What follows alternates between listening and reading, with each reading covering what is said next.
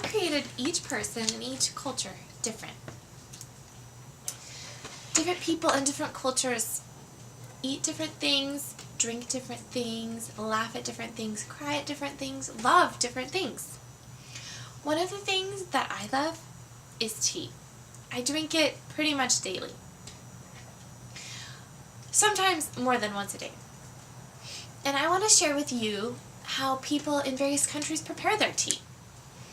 People in England, people in Tanzania, and people in Nepal all prepare their tea differently.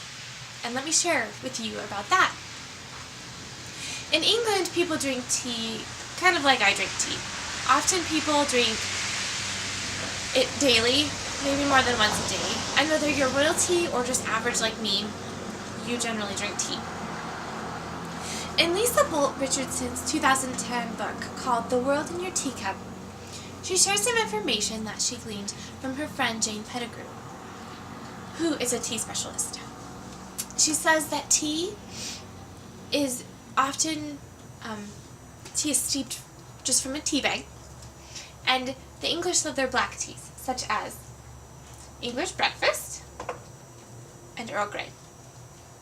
To make the tea, you would boil the water, and as she says, put the tea bag in the cup or mug, whatever you're using, and steep the tea, let it release all those flavors into the water. Take the tea bag out, and then it's very English to put milk and sugar in your tea. Some even put lemon. It hasn't always been so accepted to drink tea. In a March 2012 Northern History article written by Jessica Hanser, she shares about when tea was brought to England from China. She says in 1722, one London pamphleteer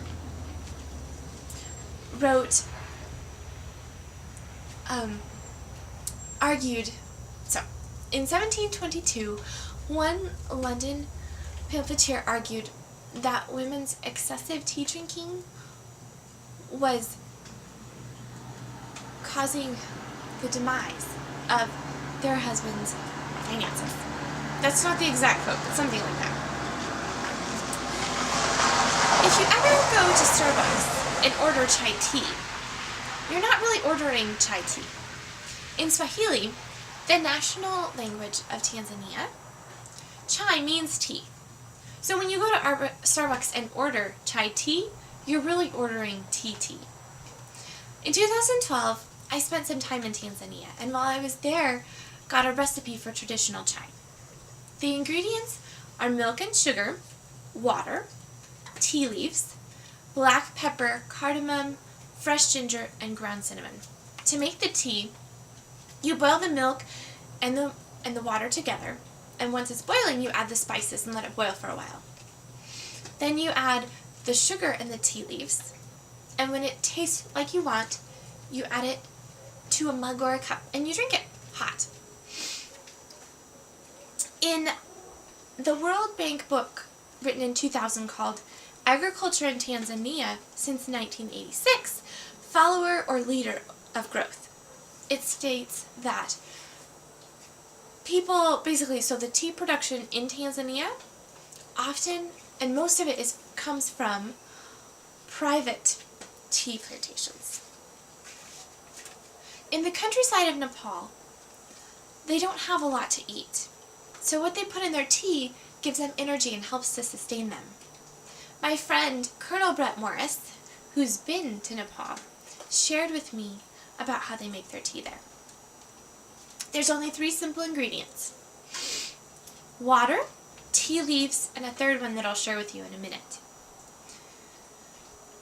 To make the tea, they put the tea leaves in the water and they boil it over open flame. After this, they might roughly strain the tea leaves out and then add their special ingredient, whipped ox butter. In a January 2014 article written by Nitya Pandey at myrepublica.com, she shares about a special greeting that you might be greeted with in Nepal. It's actually might be about as common as hello is here. The greeting, Zia Kayo. The meaning, did you have your tea? Each of these countries uses the resources that God has given them. England is very advanced and modern. They use tea bags. Tanzania is exotic, using tea leaves and spices. And Nepal is resourceful, using ox butter to help give them energy and sustain them. I've only been to one of these countries so far, but I would love to go to the other two and to other countries around the world and learn how they make tea and try it for myself. But in the meantime, I will have to travel to foreign and exotic places through my stove, some spices and tea leaves, and my teacup.